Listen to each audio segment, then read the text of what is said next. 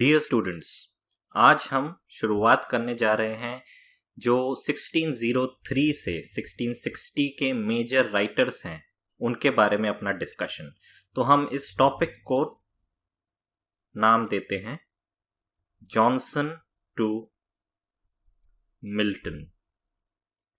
क्योंकि जॉनसन से एक ट्रेंड शुरू होता है इस पर्टिकुलर पीरियड में और मिल्टन हम देखते हैं एक जो अनोखा एक ट्रेंड जो लेके आते हैं वो हमें देखने को मिलता है। दोनों ही अलग अलग एज के अगर हम कह सकें तो वो राइटर्स हैं। जॉनसन जो है वो रिप्रेजेंटेटिव हैं जो शुरुआती दौर है, कहीं ना कहीं वो एलिजाबेथन पीरियड से लेके हम देखते हैं जैकोबियन पीरियड तक, कैरोलाइन पीरियड, तीनों पीरियड में हमें जॉनसन के वर्क्स मिलते हैं। मिल्टन की शुरुआत हम देख सकते हैं कि वो कैरोलाइन पीरियड से रिपब्लिकन पीरियड तक उनका टाइम पीरियड जो है चलता है और उस दौर को मिल्टन जो है बखूबी अपने वर्क्स में जो है रिप्रेजेंट करते हैं। तो सबसे पहले हम एक कोट से शुरुआत करेंगे जो जॉन ड्राइडन जॉनसन के बारे में लिखते हैं और शेक्सपियर के बारे में। John Dryden wrote in his essay of dramatic poesy 1668 में यह essay लिखा गया था और इसमें वो कहते हैं Shakespeare was the Homer or father of our dramatic poets. Johnson was the Virgil because of his pattern of elaborate writing. I admire him, ये जॉनसन के लिए कहते हैं, but I love शेक्सपियर। तो ये पर्टिकुलर कोट से हम देख सकते हैं जो ड्राइडन उसी सेंचुरी में हम देखते हैं। जॉन ड्राइडन अपने इस पर्टिकुलर एस्से में दोनों जो बड़े ड्रामेटिस्ट रहे हैं उनके अगर हम कहें प्रीडिसेसर्स जो रहे हैं जॉन ड्राइडन के, तो उन दोनों की ही वर्क्स को वो एनालाइज करते हैं, स्टडी करते हैं और उनके बारे में अपना उनका जो वर्क्स है, उनका जो शेक्सपियर का वर्क्स है, जो बेन जॉनसन का वर्क है, उनके बारे में अपनी इस पर्टिकुलर राइटिंग में वो मेंशन करते हैं, उनके बारे में लिखते हैं, उनके वर्क्स को एनालाइज करते हैं और उससे यही उभर के आता है कि कहीं ना कहीं वो उन्हें क्लासिकल जो राइटर्स हैं उससे जोड़ के जो है देखते हैं।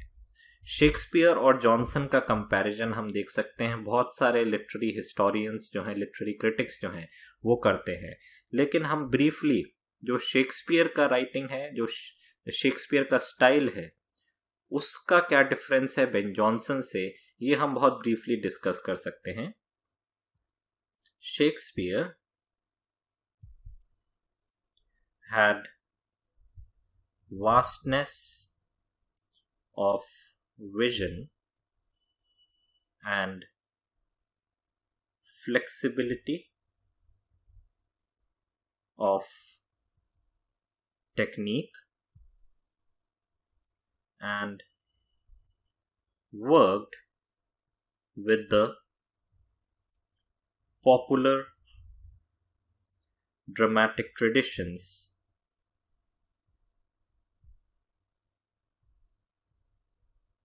of his time। तो ये शेक्सपियर की खासियत है कि उनके प्लेज या ड्रामा का जो विजन है, जो पर्सपेक्टिव है, जिस पर्पस के लिए वो लिखते हैं, वो काफ़ी ब्रॉडर थीम्स हैं उनकी। जैसे कि वो पूरी ह्यूमैनिटी को कहीं ना कहीं अपने वर्क्स में जो है एड्रेस करते हैं। साथ ही उनकी टेक्निक जो है वो काफ़ी फ्लेक्सिबल है, क्योंकि वो कभी भी क्लासिकल जो ट्रेडिशन रहे हैं जैसे कि बहुत सारे राइटर्स क्लासिकल राइटर्स को कॉपी करके अपना वर्क्स जो है लिखते थे। शेक्सपियर कभी भी हम देखते हैं कि वो क्लासिकल राइटर्स को कॉपी नहीं करते हैं, बल्कि जो पॉपुलर उस समय की ट्रेडिशंस चल रही हैं एलिजाबेथन टाइम पीरियड में, उसी में से वो बोरो करते हुए उन ट्रेडिशंस को और अपने ढंग से, अपने तरीके से, एक यूनिक वे में जो है उन ट्रेडिशंस को अपने तरीके से, जो पॉपुलर ट्रेडिशन है, जो लोगों की जो ट्रेडिशन है, उसको अपने वर्क्स में ढालते हैं और उसको और ज़्यादा जो है हम कह सकते हैं कि एक तरीके से कंसोलिडेट कर देते हैं, एक पूरा ट्रेडिशन जो है इस्टेब्लिश कर देते हैं। जो हम कह सकते हैं कि एक ट्रेडिशन फॉर्मेशन जो होता है, कि एक कोई भी ट्रेंड जब एक ट्रेडिशन में बनता है तो कोई ना कोई राइटर उसको एक ट्रेडिशन में बदल देता है। तो शेक्सपियर कहीं ना कहीं जो उस समय की जो पॉपुलर ट्रेंड्स थे उनको एक ट्रेडिशन में बदल देते हैं। जॉनसन का अगर हम बात करें, Johnson was more learned and approached his art following the classical point of view.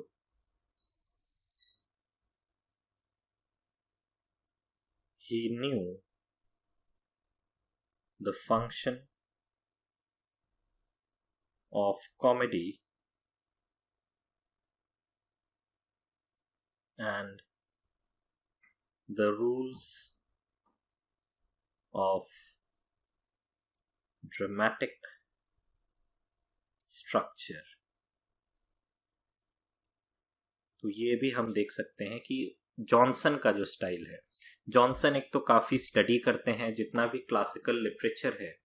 Classical trends थे, उन सब का उनको आइडिया था, उन सबको उन्होंने काफ़ी अच्छे से स्टडी किया था और उनका जो अप्रोच है कहीं ना कहीं वो एक क्लासिकल पॉइंट ऑफ व्यू से जो है अपना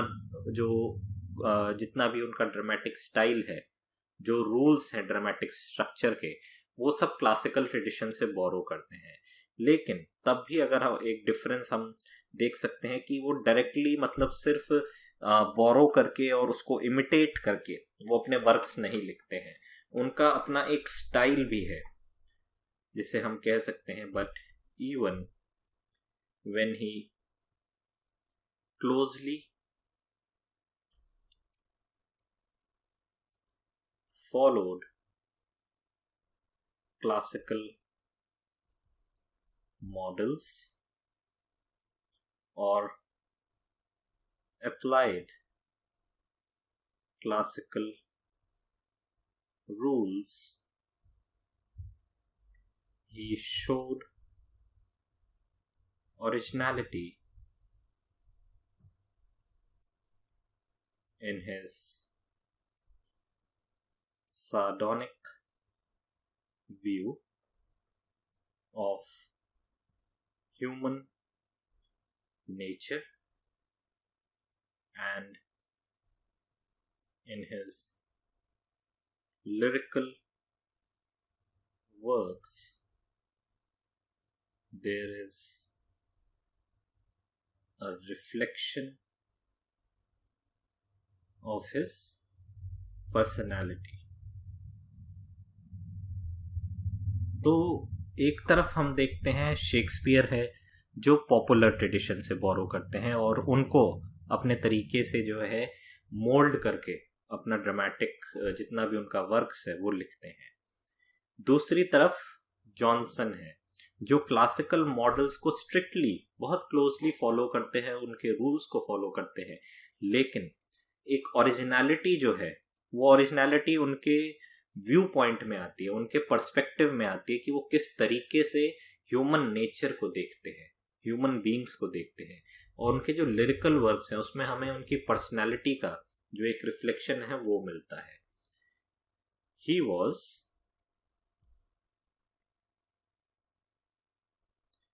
ऑल्सो एक्सपीरियंस्ड, और अगर हम कहें ही also